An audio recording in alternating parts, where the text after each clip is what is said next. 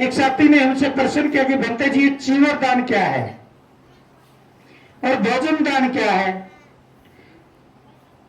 दान पारमिता चीवर का अर्थ चिराग की तरह बलता रहना चाहिए, दिमाग से नहीं, संघर्ष से, त्याग से, बलिदान से वो जागृत रहना चाहिए। यदि अहंकार से या घमंड से, बेईमानी से जागृत रहेगा तो हर कोई बेईमान कहेगा और बेईमानी का त्याग करेगा हर कोई संत, साधु, तपस्वी कहेगा। तो इसलिए हमें कभी भी किसी भी सूरत में चीवरधारी हो, आज बहनों से अपील करना चाहूंगा, कोई चीवरधारी हो, साधु के रूप में हो, बाबा हो, पंडा हो, पुजारी हो, हमें उनके साथ उनके पांव के हाथ कभी नहीं लगाना चाहिए, क्योंकि पांव के हाथ उनको लगाने चाहिए जिन्होंने हमारी सेवा की, या उनके पांव के हाथ लगाना चाहिए जिन्होंने हमारी सेवा करेंगे। वो कौन है? वो हमारी आने वाली वंशावली है, हमारे बच्चे हैं और ये हमारे माता पिता हैं। जब उन दोनों की ऊपर नीचे की सेवा करेंगे, कहते हैं कि इसके तो आगे नहीं पीछे, आगे वालों की सेवा होगी, पीछे वालों की सेवा होगी, खुद की सेवा तो अपने आप स्थापित होगी। तो इसलिए हमें कभी भी किसी साधु संत के पांव के हाथ नहीं लगाने चाहिए, यदि आप उसको अपना मानते हो, क्योंकि उसकी शक्ति, उसका आचरण दुर्मिल हो जाता है। उसके आचरण को, उसकी शक्ति को बचा के रखना है तो पांव के हाथ ना लगा करके दोनों हाथ जोड़ करके उनको सलाम करना है, दुआ सलाम करना है, नमस्कार करना है। तो 10 पारमिता में जो और एक दान, चीवर दान के साथ भोजन दान, भोजन ग्रहण करने से एनर्जी होती है। आपने मुझे भोजन दिया, मुझे एनर्जी मिली, लेकिन जिसने दान दिया उसमें हिम्मत मिली,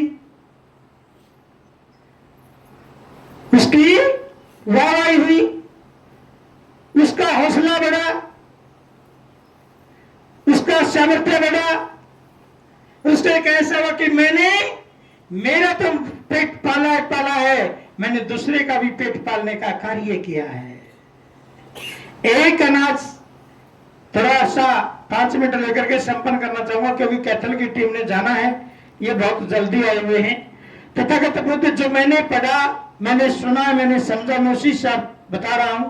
अपने अपने सूत्र, अपने अपने कथनी हर कोई करता है, लेकिन तथागत बुद्ध के बारे में जो मैंने सुना, तथागत बुद्ध जब ध्यान साधना में बैठे हुए थे, कई दिनों तक भोजन ग्रहण नहीं किया, उनकी शरीर की एनर्जी गायब हो गई, और जब उनके शरीर की एनर्जी गायब हुई तो उस समय मेरी माताएं तालाबों में नहाती थी। एक जत्था बना करके तालाबों में नहाने जाती थी। एक महिला ने नहाते हुए तथागत बुद्ध के ऊपर उनकी नजर पड़ी और कहा कि ओहो, हमें तो कोई छुप करके देख रहा है, हम नहाते को छुप करके देख रहा है। उसी में एक महारानी सुजाता नाम की महिला थी, जिसके साथ में दासियों का जमघट था। तो उस महारानी ने कहा, मेरे शरीर को देखने वाला जिंदा नहीं रह पाएगा, चलो उसे जाकर के पूछते हैं कि आप चुप करके क्यों देख रहे हो। एक महिला ने जाकर के कहा कि बाबा कौन आप? चुप रहे। हे सन्यासी चुप रहे, हे साधु चुप रहे। और एक ने पकड़ करके झंझोड़ करके कहा साधु, वो फिर भी चुप रहे, लुढ़क गए। उन्होंने देखा, अरे भाई आप कौन है बताइए, ना आप साधु है, ना सन्यासी है, ना आप कुछ और हैं, आप बताइए आप हैं कौन? उन्होंने कि मैं एक इंसान हूं और इंसान बनने का प्रयास कर रहा हूं। कहते फिर आपने हमें को नाते हुए को छुप करके क्यों देखा? कहते बहना मैंने किसी को कुछ नहीं देखा, मैंने तो देखा, मेरे आचरण को देखा। मैं जब ध्यान साधना कर रहा था, मेरे बैकग्राउंड के आचरण को देख रहा था कभी मुझे कोई मेरे किए जो बुरे कर्म थे उन्हें देख रहा था, काश मैं वो ना करता, मैं और अच्छा हो जाता, काश मैं ये करता तो और अच्छा हो जाता। मैंने नेक कार्य के लिए देखा, मैंने बुरे कार्य के लिए किसी को नहीं देखा। तो कहा कि ठीक है, आप बताइए, यदि इतने बड़े तपस्वी अपने आप को देखते हैं तो हमारी जो महारानी है ये बांझ है, इसकी झोली खाली है, इसका आंगन खाली है, आप इसके आंगन को, इसकी झोली को भरने का कार्य कीजिए। तथागत बुद्ध ने कहा, बहन, ना तो मैं किसी की झोली खाली कर सकता हूँ, ना मैं किसी की झोली भर सकता हूँ, मैं तो सिर्फ एक सूत्र दे सकता हूँ, वो सूत्र काम आ जाएगा तो आपका वंश चल जाएगा, वो सूत्र नहीं लागू हो जाएगा तो वंश कैसे लागू हो जाएगा। उन्होंने कहा बताइए क्या है। उन्होंने कहा कि वो जो मैली कुचैली खड़ी है कौन है। कहते मेरी दासियां हैं। कहते आपने जब आप क्या कर रहे थे। कहते मैं नहा रही थी। जब आप नहा रही थी इनको नहाने के लिए क्यों नहीं बोला। कहते मेरी इज्जत में फर्क पड़ जाता। आप इतने सुंदर कपड़े पहनते आपकी सहेलियों को क्यों नहीं दिए। कहते मेरी इज्जत पे फर्क पड़ जाता। आपकी रोटी कौन बनाता है। कहते ये बहन बनाती है, मेरी दासी बनाती है। आपके कपड़ा कौन धोता है। मेरी दासी धोती है। जब आप इनके कपड़े, कभी कपड़े धोने के लिए, कभी आपके साथ भोजन ग्रहण करने के लिए, आपके साथ नहाने के लिए अवसर नहीं देती तो आपको वंश लाने का अवसर कौन देगा।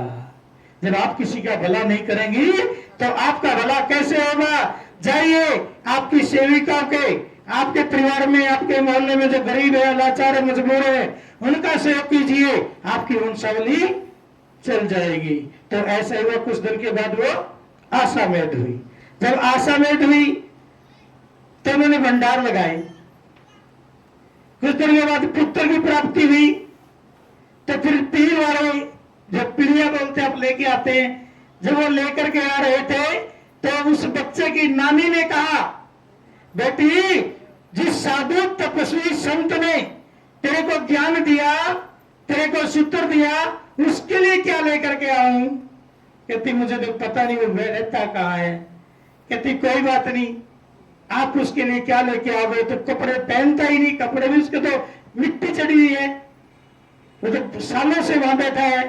फिर कहते चलो कोई नहीं, उसके लिए कुछ लेके जाएंगे। पकवान लेकर के गई, 7 पकवान लेकर के। आज मेरी माता बहने देवी देवताओं के नाम के घर पे भंडारे बना करके वहां लेके जाती हैं।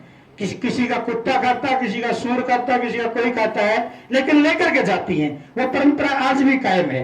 जब वो लेकर के गई तथागत बुद्ध को आवाज लगाई, सुनाई नहीं दी। फिर आवाज लगाई, फिर सुनाई नहीं दी।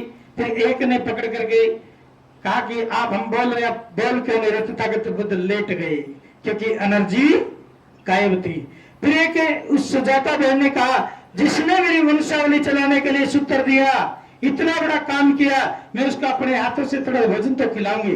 4 चावल उठाए खीर के और तथागत बुद्ध के होठों पे रखे तो कंठे गिल्ले हो गए, और कंठे गिल्ले होने से आंखें थोड़ी थोड़ी खुल गई।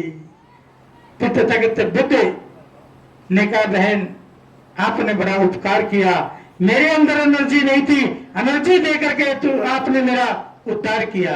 तो इसलिए आहार की सख्त आवश्यकता है। आप किसी साधु, संत, तपस्वी या बड़े बुजुर्ग को भोजन देते हो तो आपकी एनर्जी स्थापित होती है। यदि आप आहार न दे करके, यानी कि जलपान भोजन न दे करके यदि तिरस्कार करती हो तो आपको भी तिरस्कार मिलता है। तो इसलिए आए मेहमान का आदर सत्कार किया करो और भोजन की यानी कि आहार की व्यवस्था जरूर किया करो। पूर्णमासी के दिन रिक्वेस्ट करना चाहूंगा, क्योंकि अब की बार हमने पहली बार हमारे गुरुजी का भी फरमान आया है कि हर पूर्णमासी के दिन किसी न किसी उपासक के घर पे भोजन होना चाहिए, या तो नाश्ता हो या भोजन हो।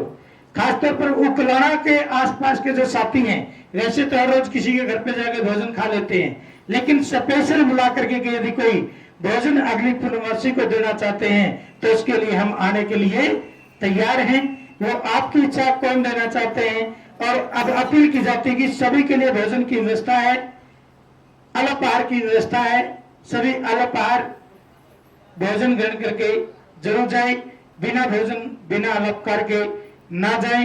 जब तक हमारे बीच में एक साथी आए हैं जिनका नाम है रघुवीर सुंडा जी जो एक्शन है वो आए, 2 मिनट के लिए अपने विचार रखें, खड़े होकर के मेरे दर्शन दे दें। ये पेड़ पौधों के प्रेमी हैं, और जब बुद्ध विहार की नींव खरीदने की बात हुई तो वो भी किसी के पास रखे थे, मेरे पास नहीं थे, मेरे जेब में तो 118 रुपए थे। तो जब ये जमीन खरीदने का कार्य हुआ तो सबसे पहले रघुवीर सुंडा जी ने और माननीय चंद्रभान एसडीओ जी ने मुझे बुला करके 2.5 लाख रुपए देने का कार्य किया, समाज में से और अपने पास में से। तो तभी जाकर के ये नींव रख करके आज जो तरंग बुद्ध विहार जो हरियाणा में नहीं पूरे भारत में जाना जाता है, वो इसलिए नहीं जाना जाता कि हम काम कर रहे हैं, वो इसलिए जाना जाता है कि आप हमें दान कर रहे हैं। तो हमारे बीच में मनोहर जी आए, मास्टर जी आए, 2 मिनट के लिए अपने विचार रखें। मास्टर मनोहर जी